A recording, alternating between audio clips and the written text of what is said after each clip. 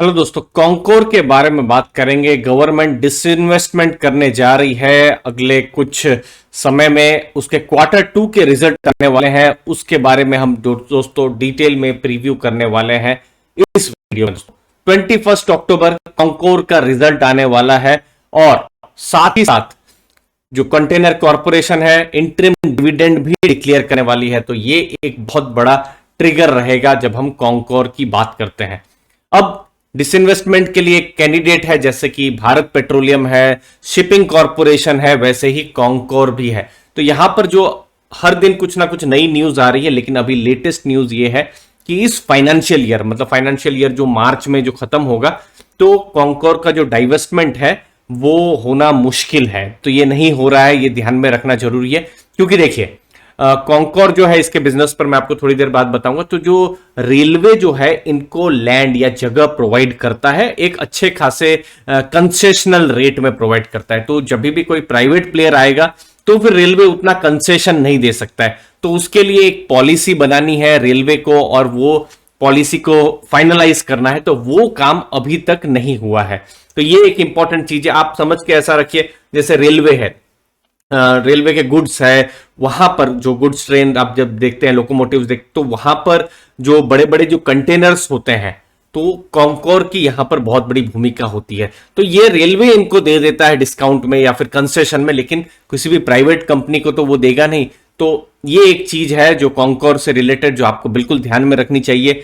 Financial year 22 में जो दूसरी कंपनियां हैं, भारत पेट्रोलियम या फिर शिपिंग कॉरपोरेशन, वो आप नजर में रख सकते हैं। अब मैं आपको कॉन्कोर के बिजनेस के बारे में आपको मैं बता दूं। देखिए, मार्केट कैप है 41,000 करोड़ से ऊपर का, अच्छा खासा मार्केट कैप है। ये वीडियो जब मैं बना रहा हूं 685 का इसका स्टॉक प्राइस है। प्राइस टू बुक है 4 का, जो कि ठीक ठाक है। रिटर्न ऑन कैपिटल इंप्लॉयड 7.75 और रिटर्न ऑन इक्विटी 5, जो मुझे लगता है एवरेज से भी कम है, बिलो एवरेज है।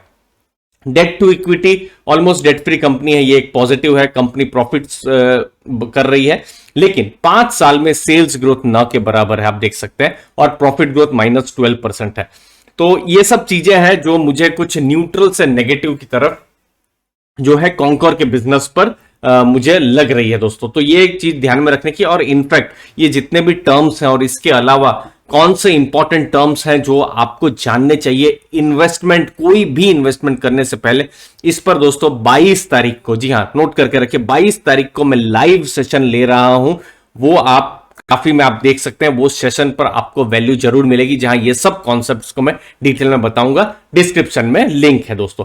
अब कॉन्कोर के बारे में बात करेंगे तो गवर्नमेंट अपना 30.8%, लगभग 31% जो स्टेक है वो डाइवेस्ट करने वाली है। और जो मैनेजमेंट कंट्रोल जो है, जैसे अभी गवर्नमेंट के हाथ में है, वो जो भी स्ट्रेटेजिक इन्वेस्टर होगा उनके हाथ में आ जाएगा। जैसे हमने बिजनेस की बात की, लैंड फ्रीट जो है, जो बड़े बड़े आप देखते हैं मालगाड़ियों के ऊपर बड़े बड़े जो कंटेनर्स होते हैं, उनका एक जगह से दूसरे जगह तक ले जाने का जो जो फ्रीट्स है, उसका काम कॉन्कोर करती है, जैसे कंटेनर कॉर्पोरेशन नाम में ही है दोस्तों। अब डेडिकेटेड फ्रीट कॉरिडोर भी बहुत जगह में खुल गए हैं, इनफैक्ट भारत में कुछ जगह में ओपन भी हो गए हैं। तो ये भी है, क्योंकि अब मालगाड़ियों के लिए एक अलग से एक कॉरिडोर बनेगा, तो कहीं भी पैसेंजर गाड़ियां के लिए कभी मालगाड़ियों को प्रेफरेंस नहीं मिलता था, वो प्रॉब्लम्स अब नहीं रहेंगी। स्ट्रेंथ के बारे में बता दूं, 70% जो है रेलवे फ्रेट है। तो मतलब रेलवे का एक बहुत बड़ा एडवांटेज है, क्योंकि रेलवे के थ्रू में एक जगह से दूसरी जगह तक माल सामान जा सकता है। ऑपरेटिंग मार्जिन पिछले कुछ सालों में इंक्रीज हो रहा है। कैश है कंपनी के पास, जो हमने देखा एबिट जो है वो है। और यहां पर कंटेनर कार्गो जैसे जैसे मूवमेंट होगा, भारत में जैसे जैसे डेवलपमेंट होगा, ये पॉजिटिव्स है। लेकिन रिस्क भी है बिजनेस में, जैसे ग्लोबल इकोनॉमी अगर स्लगिश रही, जो बहुत ज्यादा नहीं चली। दूसरी चीज है हॉलेज रेट, जैसे रेलवेज ने, रेलवेज क्योंकि लोकोमोटिव प्रोवाइड करती है, अपना मैन पावर, अपने नेटवर्क है, अपने वैगन्स प्रोवाइड करती है, तो रेलवे ने अपने हॉलेज रेट्स जो है वो बढ़ा दिए।